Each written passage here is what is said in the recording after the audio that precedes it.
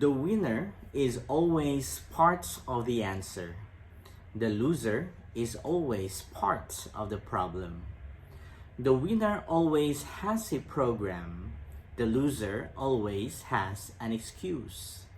The winner says, "Let me do it for you." The loser says, "That is not my job." The winner sees an answer for every problem. The loser sees a problem for every answer. The winner says, "It may be difficult, but it is possible." The loser says, "It may be possible, but it is too difficult." When a winner makes a mistake, he says, "I was wrong." When a loser makes a mistake, he says, "It wasn't my fault." A winner makes a commitment. A loser makes promises. Winners have dreams. Losers have schemes. Winners say, "I must do something." Losers say, "Something must be done." Winners are part of the team. Losers apart from the team. Winners see the gain. Losers see the pain. Winners see the possibilities. Losers see the problems. Winners believe in win-win. Losers believe for them to win, someone has to lose. Winners see the potential. Losers see the past. Winners are like thermostats. Losers are like thermometers. Winners choose what they say. Losers say what they choose. Winners use hard arguments but soft words. Losers use soft arguments but hard words. Winners stand firm on values but compromise on petty things. Losers stand firm on petty things but compromise on values. Winners follow the philosophy of empathy. Don't do to others what you would not want them to do to you. Losers follow the philosophy, do it to others before they do it for you. Winners make it happen. Losers let it happen. So which are you? Are you a winner or are you a loser?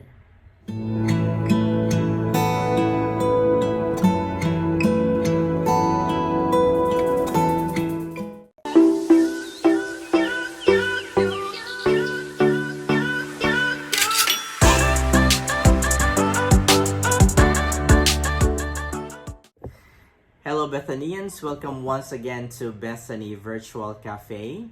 And we are still on our celebration of our anniversary as we hold another episode of our Sunday reflection. This Sunday we celebrate the 19th Sunday in Ordinary Time, Year C. The theme speaks about vigilance as well as with preparation.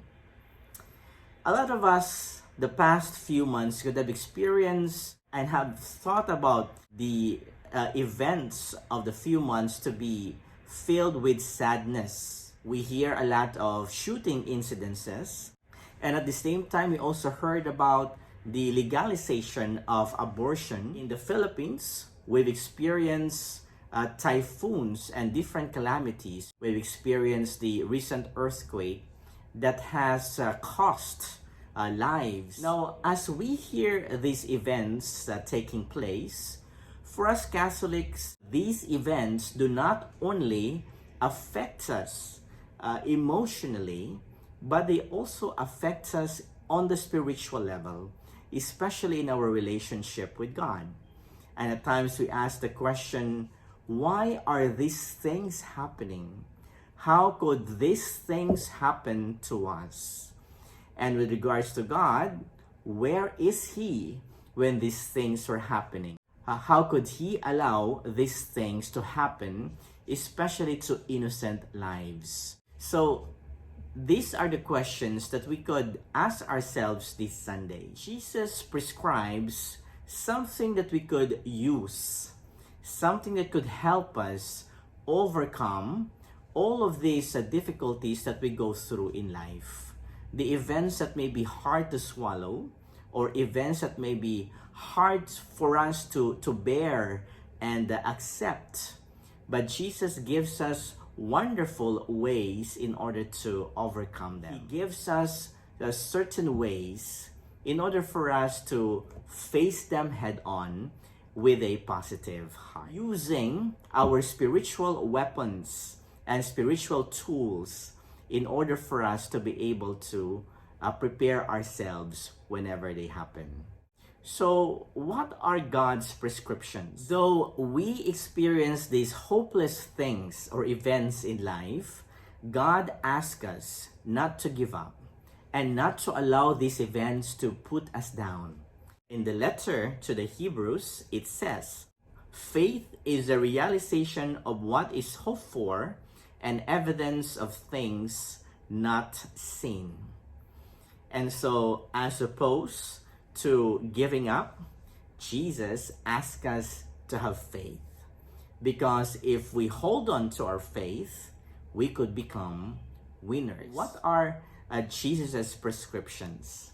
Let me present this Sunday 3 prescriptions. Number 1 is see, or the progressive form, which is seeing. Seeing in the gospel entails not simply using our physical eyes in order to see things. Seeing in scriptures entails really putting ourselves in the shoes of the other person whom we try to see. Such as, for example, when we see or we try to see Jesus, we do not only try to know Jesus out of his external origin, such as his name, his age, his family, or his hobbies, etc.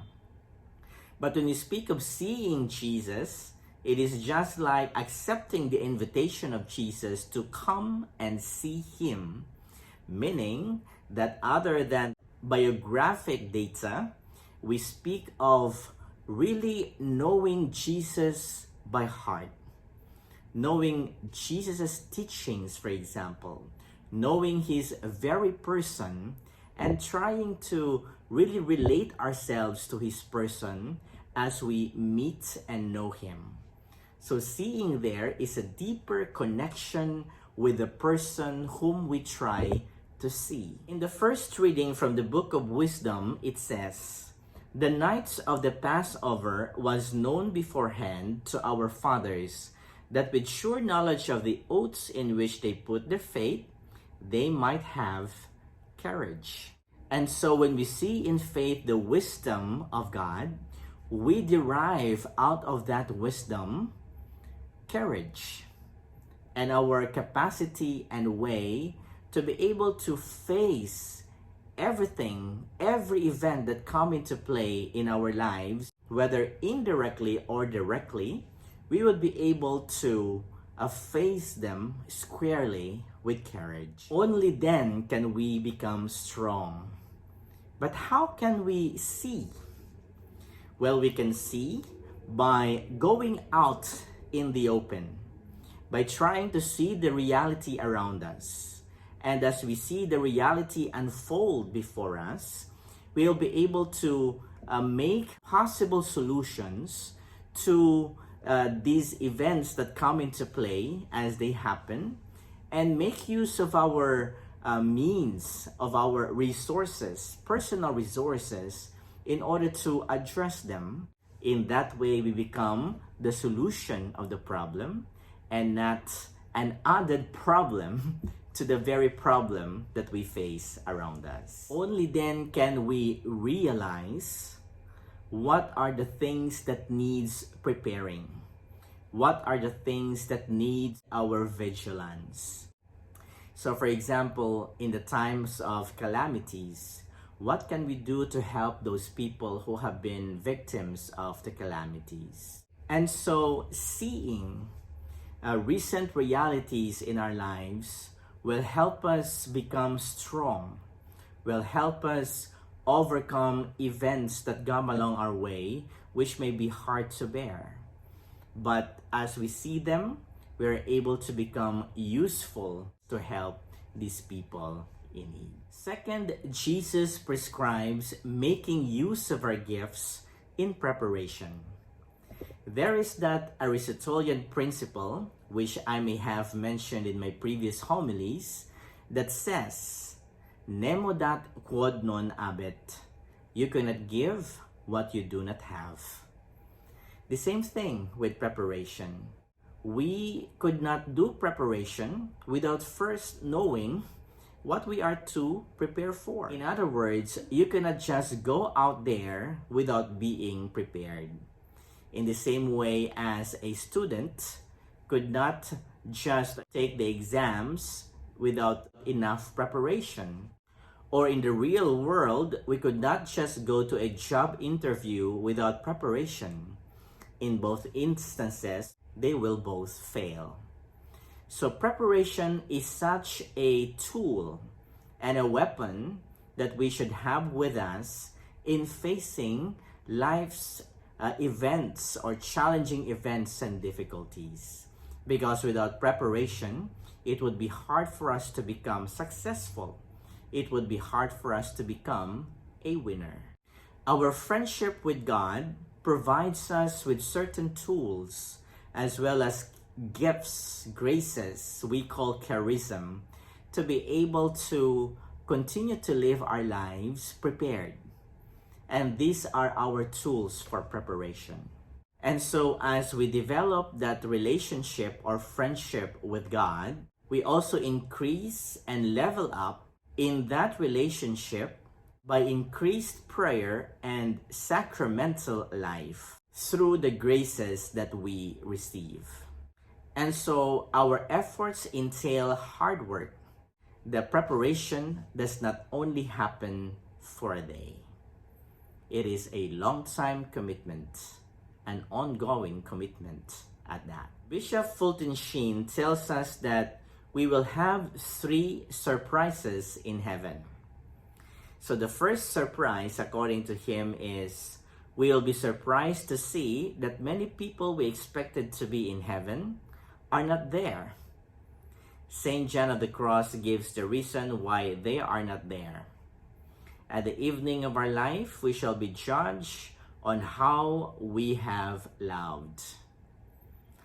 The second surprise, we will be surprised to see that the people we never expected to be in heaven are there.